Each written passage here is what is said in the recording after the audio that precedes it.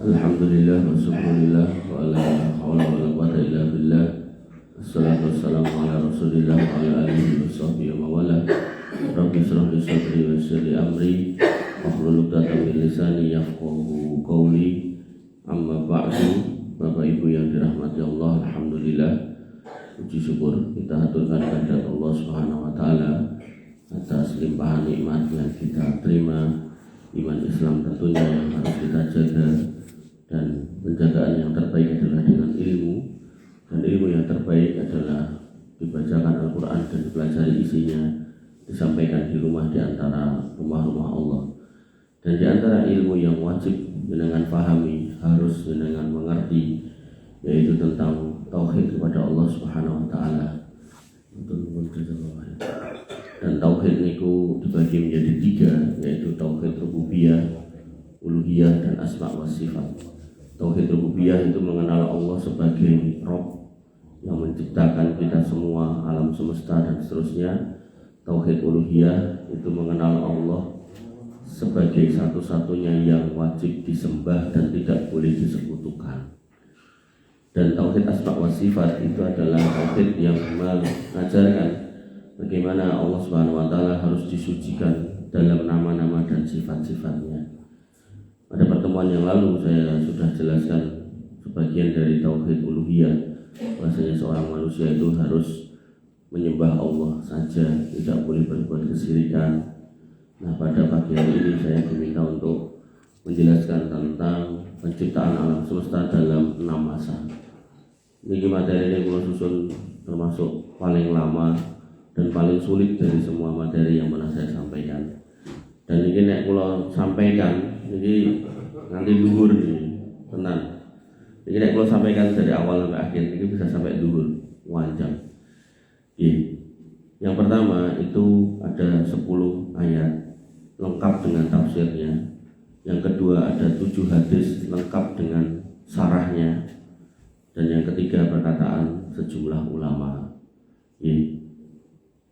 Ayat yang pertama menegaskan tentang penciptaan dalam 6 masa atau 6 hari. Itu dalam Quran surat Al-A'raf ayat 54. Ini buatan pulau wajah. Langsung pulau terus ke judul yang kedua, yaitu ayat kedua tentang rincian penciptaan langit dan bumi. Itu ada di Quran surat Fusilat ayat 9 sampai 12. Ini pulau terus ke. Kemudian ayat yang ketiga, karena ini nek pulau wajah satu-satu, ini bisa sampai luhur nih. Kemudian yang ketiga, ayat tentang penegasan kekuasaan Allah yang sempurna, yaitu surat Yunus ayat 3. Mungkin ini materi ini pulau terus ke Pak Romdon, kajian ini dengan luas biasa. Saya simpulkan aja. Kemudian ayat yang keempat, yaitu tentang penciptaan Allah tanpa lelah, yaitu Quran surat Qaf ayat 38. Bahasanya Allah menyebutkan walaqad khalaqnas samawati wal ardo wa ma bainahuma fi sittati ayyam wa ma massana min lughub. Dan sesungguhnya kami telah menciptakan langit dan bumi dan apa yang ada di antara keduanya dalam 6 masa, dan kami tidak ditimpa kelelahan. Allah tidak pernah lelah. Kemudian ayat yang kelima, perbandingan penciptaan langit dan bumi dan akhirat. Wa yasta'jilunaka bil adab la yukhlifallahu wa'dah wa inna yawman inda rabbika ka'alfi sanatin mimma ta'udun. Dan mereka meminta kepadamu supaya disegerakan adab, padahal Allah sekali-kali tidak akan menyalahi janjinya. Sesungguhnya sehari di sisi Rabbmu adalah 1000 tahun menurut perhitunganmu. Kemudian ayat berikutnya, yaitu ayat yang ke-6, Quran surat Ghafir ayat 57 tentang penciptaan langit dan bumi yang lebih besar dari penciptaan manusia. Jadi Allah menyatakan penciptaan kita itu enteng, penciptaan manusia itu, penciptaan langit bumi itu lebih berat. La khalqus samawati wal ardu akbaru min khalqin nasi walakinna aktsarun nasi la ya'lamun. Sesungguhnya penciptaan langit dan bumi itu lebih berat, lebih besar di sisi Allah daripada penciptaan manusia, akan tetapi kebanyakan manusia itu tidak tahu. Kemudian ayat yang ke-7 tentang penciptaan langit dan bumi dalam 6 masa, Quran surat As-Sajdah ayat 4. Kemudian yang ke-8, Allah Maha Kuasa menciptakan semuanya seketika, tapi Allah memilih menciptakannya 6 masa. Nanti ada hikmahnya. Kemudian yang ke-9, Allah menciptakan langit dan bumi bukan untuk main-main, tapi agar diperhatikan. Wa ma khalaqnas samawati wal arda wa ma bainahuma la'ibin. dan tidaklah kami ciptakan langit dan bumi dan segala yang ada di antara keduanya dengan main-main.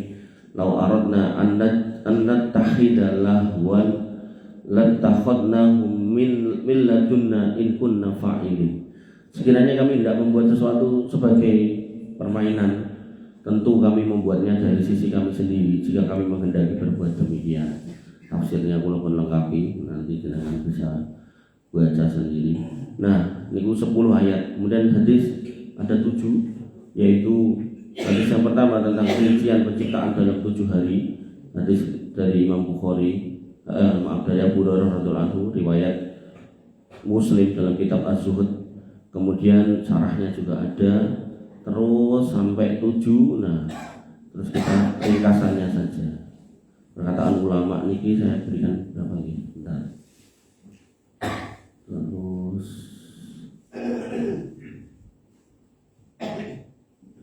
kalau nanti isi subuhan ini kira untuk suwe sithik seladem. Mulai niki saya itu ini satu biang katanya. Oke. Niki ringkasannya saja. Ringkasannya pun gitu loh Pak. Ringkasannya berdasarkan ayat Al-Quran, hadis sahih dan pemahaman para ulama dahulu yang sholih, maka berikut ringkasan tahapan penciptaan alam semesta dalam 6 masa. Yang pertama, hari pertama dan kedua, Allah menciptakan bumi dan semua yang ada di dalam bumi, isi perut bumi dan seterusnya. Qul a'unabbi'ukum latakfuruna billadzi khalaqal arda fi yaumain. Katakanlah, apakah patut kamu itu berbuat kafir, berbuat syirik kepada yang menciptakan bumi dalam 2 hari. Jadi bumi niku sak isine perut bumi niku diciptakan dalam 2 masa. Penjelasannya, ya, Allah telah menciptakan. Penjelasan ini berarti ringkasan dari tafsir-tafsir yang ada di atasnya. Pokoknya jenengan baca penjelasan pengen detailnya mang minggah melih tentang tafsirnya, ngoten nggih. Maka Allah Ta'ala menciptakan bumi, asal dan bendanya. Buminya ini bunder ini. Niku dalam 2 masa. Dalam bahasa Arabnya ayam. Ayam niku jamak dari yaumun. Nek diartekne niku hari. Tapi lebih pasnya niku masa, karena nanti ada ulama yang mengatakan harinya itu bukan 24 jam. Bisa 1000 tahun gitu. Nah, pemirsa dan Allah, bumi itu diciptakan dalam 2 masa. 2 masa yang pertama, kan ada 6 gitu kan. 2 masa yang pertama. Dan diciptakan sebelum langit sebagaimana dohir ayat dalam surat Al-Fusilat ini, yaitu ayat yang ke-9. Penciptaan ini meliputi substansi dasar bumi dan strukturnya. Jadi bumi kulitnya itu sak isi-isine sing di dalamnya ini kalau maksud saya. Jadi perut bumi, lahar, lava, nek lava niku sing abang ngurup, nek lava niku magot niku. Nah, kemudian tahap yang kedua, hari yang ketiga dan keempat, yaitu Allah ciptakan di atas bumi itu gunung, keberkahan dan rizkinya. Dalilnya ayat berikutnya, ayat yang ke-10, wa ja'ala fiha rawasiya min fawqiha wa baraka fiha wa qadara fiha aqwanaha fi arba'ati ayyam sawa'an lis-sa'ilin. Dan dia menciptakan di bumi itu gunung-gunung yang kokoh di atasnya, ditancap ke gunung-gunung itu. Dan bumi niku Pak, dalamnya niku lapisan-lapisan. Nek bahasane orang napa geologi niku lempengan-lempengan. Nah, di dalamnya niku mengke enten isinya, ada gas, ada minyak. Begitu niku disedot medal dengan lebok ke motor, dengan lebok ke putih-putih niku. Isine lak kosong. Nah, begitu kosong niku lempengannya ubah, krek. Terjadilah gempa. Nah, niku perpaduan antara ilmu agama kali ilmu sakniki.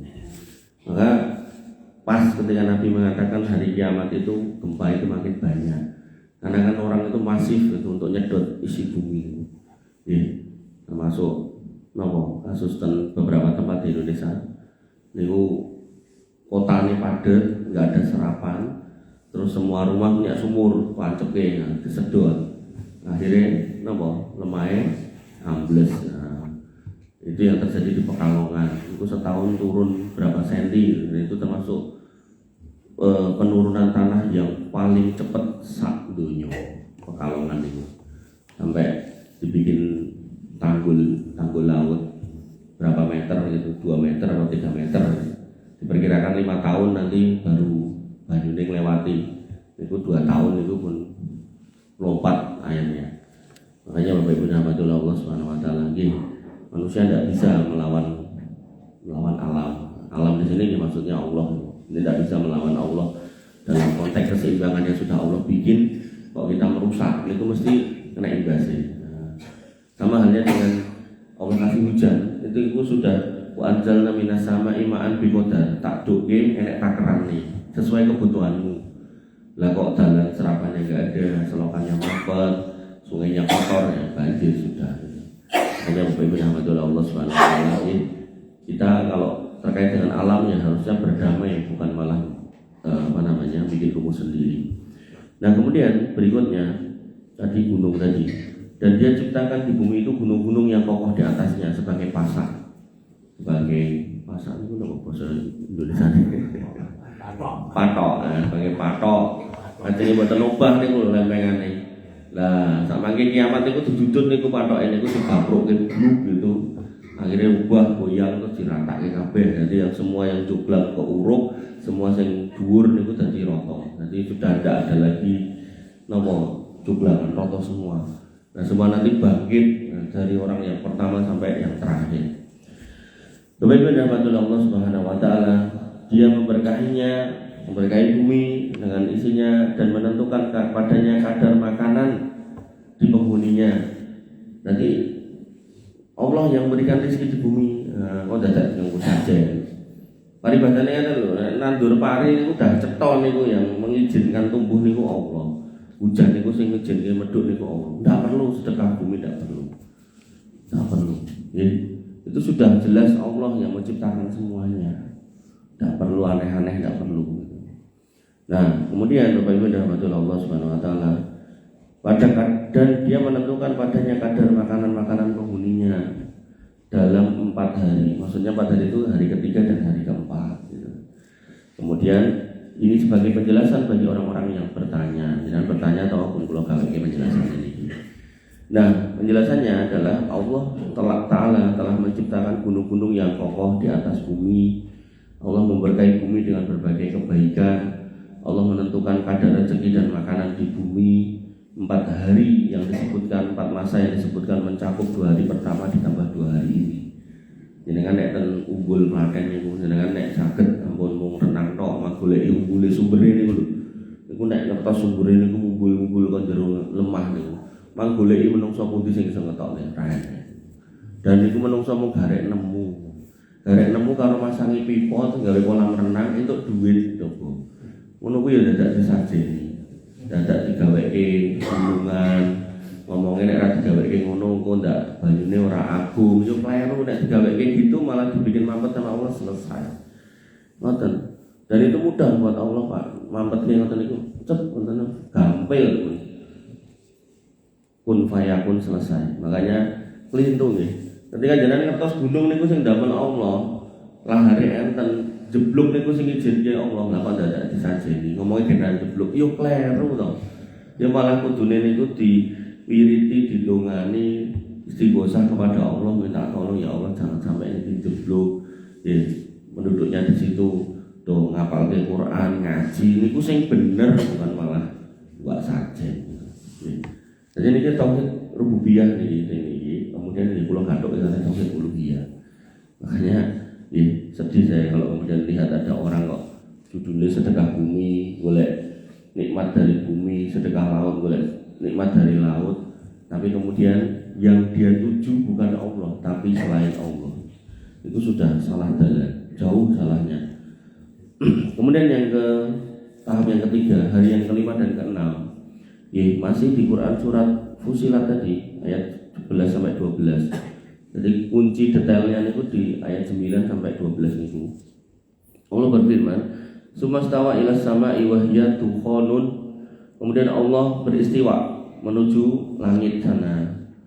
Dan waktu-waktu itu langit itu dukhanun, asap, kebut kabut. Nah, niku nek dalam ilmu fisika niku namanya nebula. Terus kabut-kabut ngoten. Nah, baru kemudian faqala laha, kemudian Allah berfirman kepada si langit itu yang waktu itu masih berupa kabut itu, walil ard, dan kepada bumi yang sudah tercipta tadi di 2 hari yang pertama, atina tau'an au karhan, reneo, seneng apa anyel mereneo.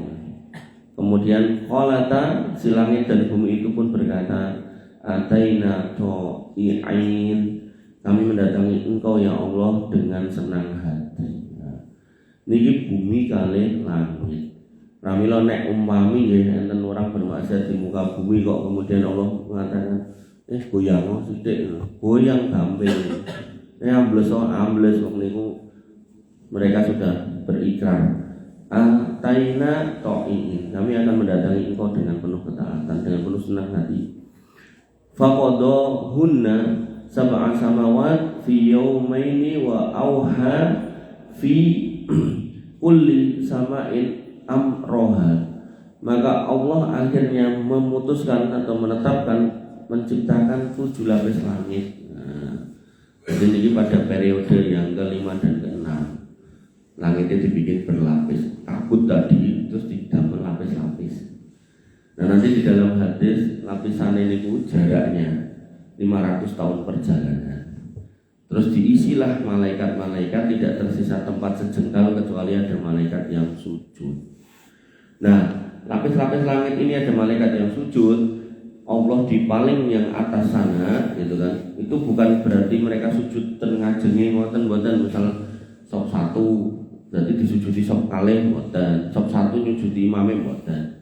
Semuanya sujud kepada Allah, cuman karena keterbatasan tempat ruang bagaimana kayak gini, maka yang pasti ngajengi enten wong. Yang penting hati-hati, tapi nek niate nyujudi ngarepe, nah, kados orang-orang yang sujud di pohon, sujud ten kewan atau ten India niku gitu kan. Soalnya Jawa barang ya ten sujud kewan-kewan niku. Nah, niku itu berarti syirik besar. Karena sujud itu adalah ibadah, dan ibadah kepada Allah kalau dialihkan kepada makhluk niku syirik besar. Donga nggih ngoten, ad-du'a wal ibadah, nyuwun niku ibadah. Kok njaluke kepada selain Allah niku syirik besar.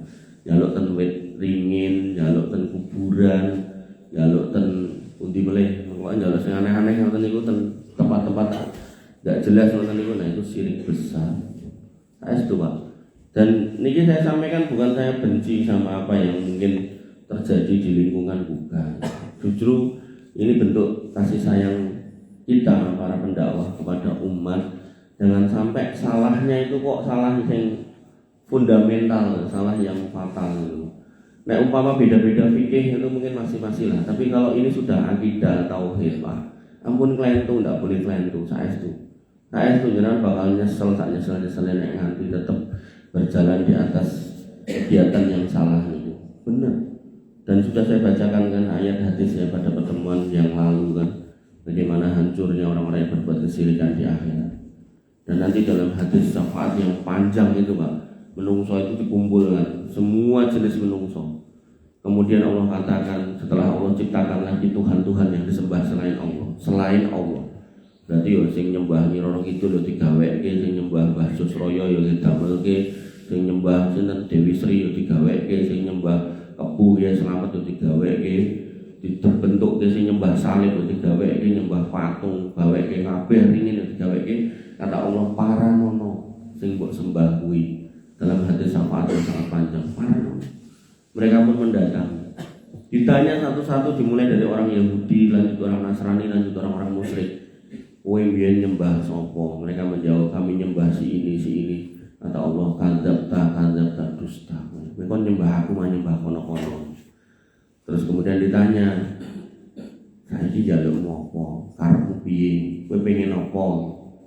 Udah salah di akhir di dunia, dibawa sampai akhirat dosanya, tidak bisa ditobati karena sudah mati, dan karena ini dosa kesyirikan tidak ada ampunan kan. Ditanya sama Allah, jalukmu apa? Kami minta antas kiana, minta air ya Allah, haus. Karena pasti kuburan tidak dikasih minum, pasti padang mahsyar tidak dikasih minum, ngantri hisab mizan tidak dikasih minum, dan telogo kudune ngombe nih mboten dikei karena sudah menyimpang gitu kan. Nah, akhirnya mereka minta di hadapan Allah, minta minum ya Allah. Neraka didatangkan dalam bentuk jublangan sing gede di atasnya, karena bawahnya panas, di atasnya niku fata morgana. Ubah ngoten nggih. Saking panasnya atau jenengan nek ningali ratan panas nih kono kan enten toyone ngono. Allah cuma mengatakan ngene lho, banyumu sing mbok jaluk. Akhirnya mereka mendatangi neraka. Fayatasaqatuna, jatuh satu-satu. Plung nyemplung neraka mboten ngangge sirat, langsung bablas. Niku napa? Balasan buat orang kafir, orang musyrik. Nah, sisanya adalah orang yang menyembah Allah. Nah, Allah kemudian datang dari langit ketujuh mendatangi mereka. Mereka semua tersungkur sujud. Sing boten saged sujud niku sinten piyai-piyai yang anggar ibadah riya, gegere kaku, salat riya, poso riya, haji umroh riya, kurban riya, sedekah 2000 njaluk foto gitu. Nah, niku boten saged sujud, gegere kaku. Gegere kaku, kemudian Allah kemudian letakkan sirat di atas niku jembatan di atas neraka. Sirat niku kiwa tengene enten napa niku kailnya, pancing sing nyantol-nyantol. Terus ngisore enten rine mboten jejeg rada bengkong sithik. Niku naiklah manusia satu demi satu ke atas sana. Orang yang tauhidnya bener, ibadahnya bener, niatnya bener, lurus kabeh-kabeh menjauhi dosa-dosa besar, itu akan lewat kayak kedipan mata, swat. Mungkin di bawahnya kayak kilat selap, mungkin di bawahnya kayak angin bus, mungkin di bawahnya kayak kuda pacuan, keplek banter. Nanti di bawahnya kayak kuda sing nggo wandong niku nggih tetep layu. Mungkin temengi sore koyo wong layu, koyo wong laku, wong brangkang, sampai sing paling jelek atau paling parah niku wong ngesot, tapi tetap selamat. Nah, orang munafik sama orang fajir kecemplung. Orang munafik itu sinten? Wonge Islam, tapi dikandani tentang Islam gak gelem. Apa undang wong kae nyampe koyo ngono, bertentangan karo kebiasaane awake dhewe.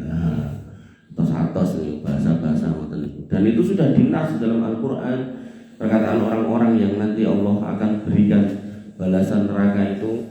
Mereka mengatakan ketika disampaikan tentang Islam, hadza mawajadna alaihi abauna. Ini loh yang kami dapatkan dari mbah-mbah kami. Ngapain kamu menyampaikan kayak gitu? Dan selama ini enten ayatnya, enten hadisnya, bahkan yang disampaikan ini fundamental urusan akidah. Ini bahaya sampai kemudian dilanggar. Nah, kembali ke sini ya. Tuh ini ceritanya. Ini ngomong kiri kasar pun tuh, Pak. Nah, kemudian datanglah kamu keduanya menurut perintahku dengan suka hati atau terpaksa. Keduanya pun menjawab, kami datang ya Allah dengan suka hati. Maka dia Allah menjadikannya 7 langit dalam 2 hari, dan dia mewahyukan pada tiap langit urusannya. Jadi tiap langit itu enten napa niku? Enten urusannya masing-masing, enten malaikat-malaikat masing-masing.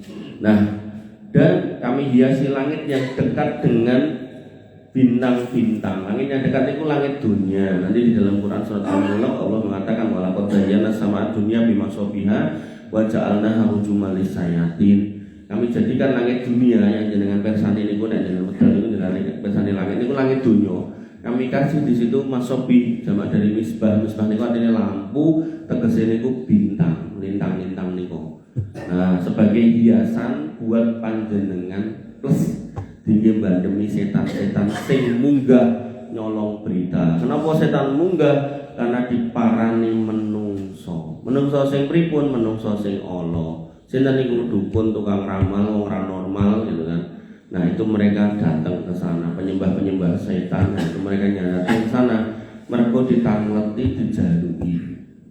Sesuk kula ajeng mantu nyuwun tulung kinten-kinten dinten napa sing sae, sing boten udan ngoten niku lho. Nah, setan naik. Mencuri berita di mana Allah memerintahkan kepada malaikat untuk menurunkan hujan di hari ini hari itu. Nah, termasuk sing niku napa cambikia togel niku. Niku kula ningali piyambak niki mboten boten cerita tentang kuburan Danyung Solo Baru. Niku cah nom-nom mlebu nggo motor kalau niku kuburan. Mungkin jam jam kali mlebu nggo becak nggo jalangkung. Nek kelakuan-kelakuan ngoten niku kula ningali piyambak. Jadi makanya langit Danyung pada waktu itu saya lihat niku bintang niku jatuh khusus. Nek boten nibani ten niku boten. Maksudnya ten langit niku ketok lho. Swet. Dan niku langka lho Pak ningali ngoten niku. Makanya jenengan nek ada di satu tempat, di satu desa, kok enten ngoten niku berarti kemungkinan besar ada orang yang sedang beraktivitas dengan setan. Entah dia sebagai penyembahnya, entah dia sebagai orang yang bertanya. Dan niku tanda bahaya buat kampung jenengan. Termasuk kadang ada geni mabur-mabur itu ada ngirim santet itu berarti para penyembah setan. Dan orang-orang seperti itu dalam Islam hukumnya kafir. Ini pun kena yakin buatan khilaf. Jadi orang yang berprofesi dukun, tukang ramal, orang normal itu syahadatnya batal. Nah orang yang mendatangi mereka syirik besar. Bapak Ibu rahmatullah Allah Subhanahu Wa Taala. Kemudian bar niku diciptakanlah Nabi Adam. Dilanjutkan dalam hadis Muslim 854 Nabi SAW bersabda, khairu yaumin tola'at alaihi syams yaumul jum'ah fihi khuliqa Adam. Hari yang terbaik yaitu hari di mana matahari terbit di hari Jumat. Pada hari itu Adam alaihissalam diciptakan. Sehingga nek diurut bumi sak isine jerone bumi niku 1 2 mengke 3 4 niku gunung sak isine dan semua kenikmatan di atasnya, tandurannya, mungkin di binatangnya gitu kan. Itu 3 4. Nah 5 6 niku langit yang 7. Langit yang satunya awalnya satu kabut besar sebagai dibikin 7. Dan lucunya apa? Kita tinggal baca di dalam Quran, kita sudah menemukan kayak gitu. Nah orang kafir Pak, untuk sampai pada kesimpulan itu dia meneliti bertahun-tahun, ngentek ragat sak pirang-pirang sampai ngirim pesawat mereka, kemudian mencoba untuk menganalisa ini berarti biar ini. Dan mirip-miripnya tadi, makanya ini sinkron dengan yang dipahami orang-orang kafir itu, nggak bertentangan. Dan ini sudah ada di dalam Al-Quran. Makanya disitulah bagaimana kita bisa menegakkan keimanan itu dari situ, bahwasanya Al-Quran itu ketika belum bisa dijelaskan itu bukan Quran yang salah, orangnya yang belum sanggup. Nah saat ini kalau ada penjelasan tentang fisika modern seperti itu, fisika galaksi seperti itu, maka ternyata plek mirip sama dengan Al-Quran. Berarti akal manusia sudah mulai berkembang. Ning sayangnya manusia niku nek rumangsa pinter niku terus ini berarti pun kitab kuno mboten. Justru nanti kalau banyak yang neliti lagi ini nek dicocokin itu cocok. Makanya kalau belum cocok bukan Qurannya sih salah, orangnya yang belum nyampe gitu. Bapak Ibu dan Allah Subhanahu Wa Taala. Nah saat ini hikmahnya pun jam ada merasa atau bunga. Nah yang pertama penjelasan tadi mengajarkan bahwa hambanya yaitu kita semua untuk berlaku tenang dan sabar.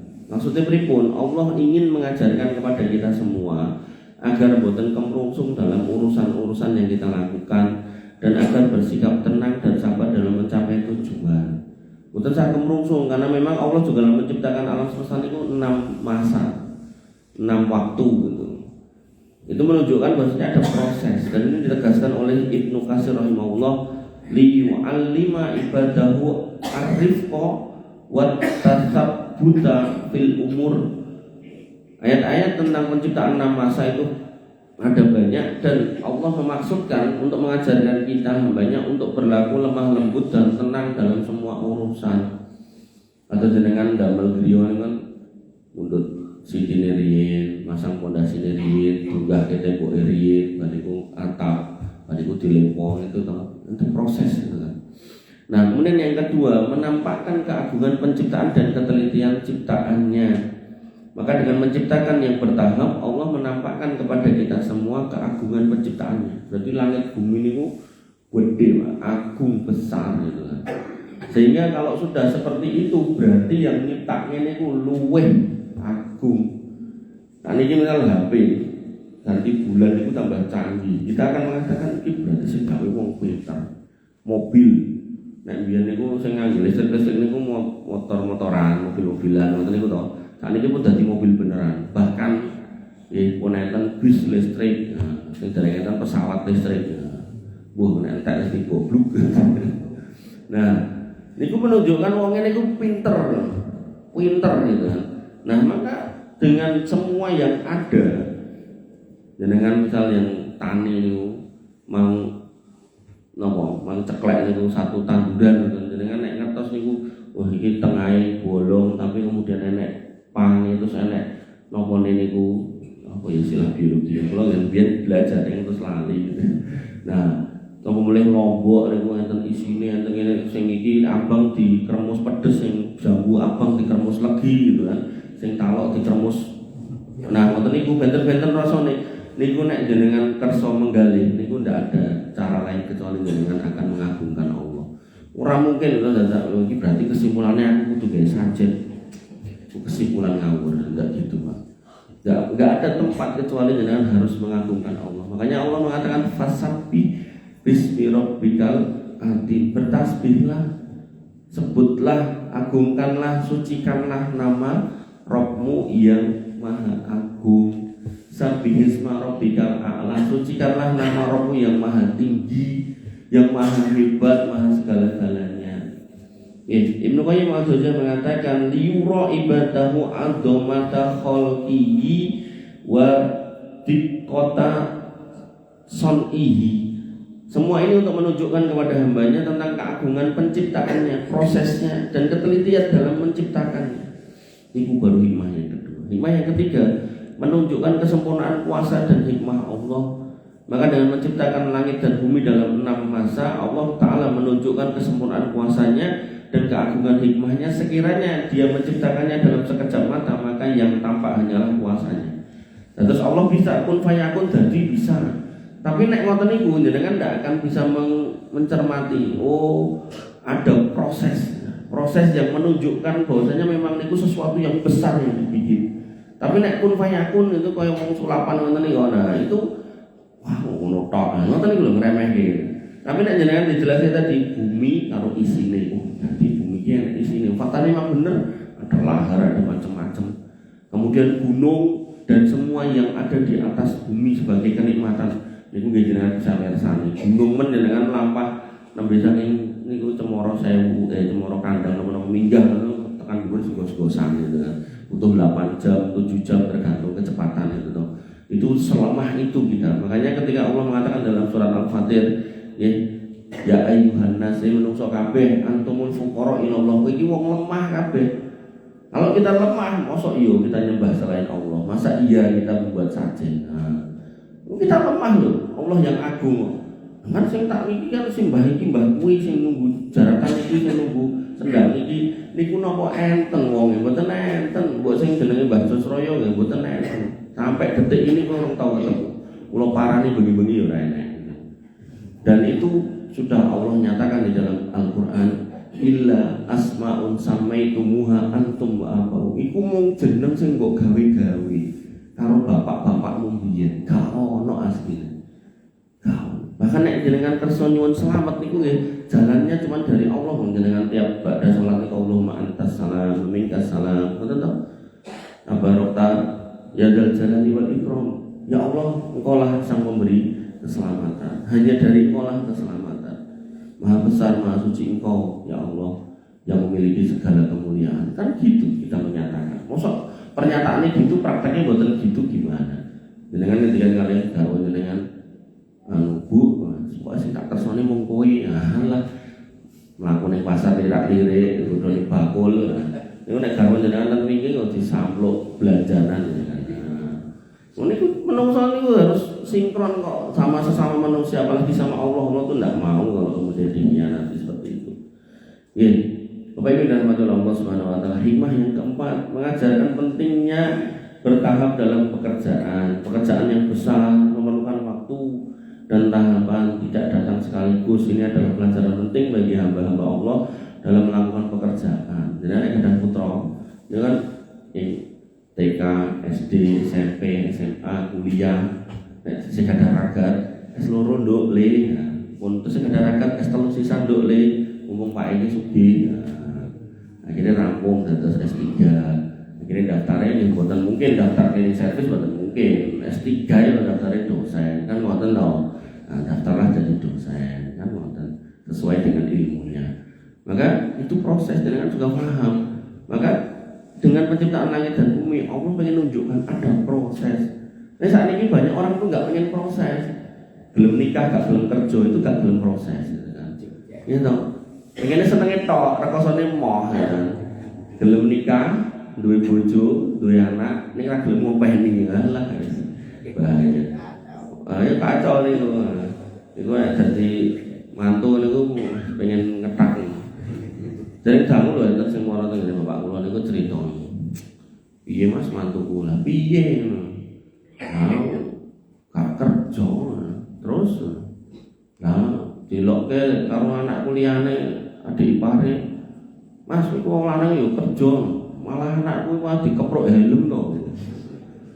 Lho lha kuwi mantu nemu ning ndi lho, anakku kenalan ning Instagram, kenalan ning Instagram ya Allah, Pak. Ampun angsal nggih. Kenalan ten Instagram. Rupane ganteng bareng teko. Ora cetha. Termasuk ten Boyolali, wah ketok ayu ten Instagram apa ten internet ten. Bareng teko dinikah kali iki jalan. Ternyata lanang Pak gitu. Bencong gitu. Hati-hati lho Pak. Nabilut. Nggih, nabilut ya. Hikmah kelima menunjukkan bahwa Allah berbuat apa yang Dia kehendaki. Allah niku sak kersane Gusti Allah. Ketika pengen kun fayakun bisa, ketika pengen dibikin berproses bisa. Maka Allah Taala berbuat apa yang dikehendaki dengan cara yang Dia kehendaki, tidak ada yang membatalkan hukumnya dan tidak ada yang bisa menolaknya. Syaikhul Islam Ibnu Taimiyah mengatakan wa minha anna Allah Taala yaf'alu ma yasha kaifa yasha la mu'aqqiba li hukmihi. Di antara hikmah penciptaan langit dan bumi selama 6 masa, bahwasanya Allah itu membuat, mencipta terserah bagaimana caranya sesuai yang Allah kehendaki dan tidak ada yang bisa menentangnya. Maka dari yang bisa saya sampaikan, niki materi ini pun siap nanti saya teruskan ke Pak Romdon, biar diteruskan ke panjenengan pemilihan grup takmir atau grup masjid, biar bisa dipahami, biar bisa dengan baca sendiri secara puas. Terus kalau niki mau nyampe kesimpulan ini setengah jam. Jadi nek kula waca tenan ayat per ayat, niku hampir sak ayat sak tafsir niku setengah jam. Iku nek ping 10 niku berarti kan pun 3 jam. Jam 6 tengah 3 jam 9. Mengke hadis niku pitu sak sarae, pitu ping setengah niku telu ketemune ping 2 jam. Berarti pun 5 jam. Berarti tenan sampai dhuwur nek kula jelasake tenan satu-satu. Nggih, pemimpin dari rahmatullah Allah, wabillahi mengatakan nggih. Dan saya kesini setiap Sabtu yang kelima, ya, monggo jenengan kalau punya permintaan tema bisa saya susunkan karena memang ini tematik, ya. Tapi memang dari antara semua tema yang ada, maka tema yang paling krusial dalam hidup itu adalah soal tauhid, Pak. Soal tauhid. Artinya jangan sampai ya jenengan haji, umroh, kurban, puasa, sholat, sregep, tahajud, sregep, baca Quran, sregep, tapi urusan tauhid itu gagal, naudzubillah. Gak paham harus nyembah siapa, gak paham harus nyari selamat kepada siapa, gak paham harus minta perlindungan kepada siapa. Maka itu sebuah bencana